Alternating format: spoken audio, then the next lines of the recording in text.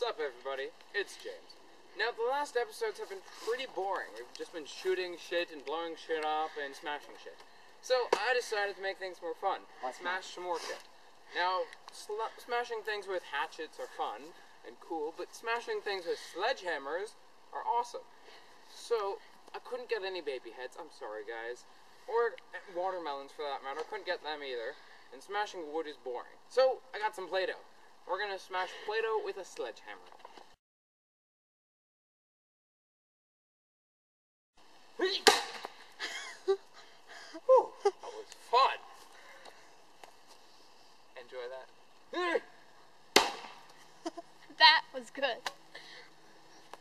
Dragon Ball!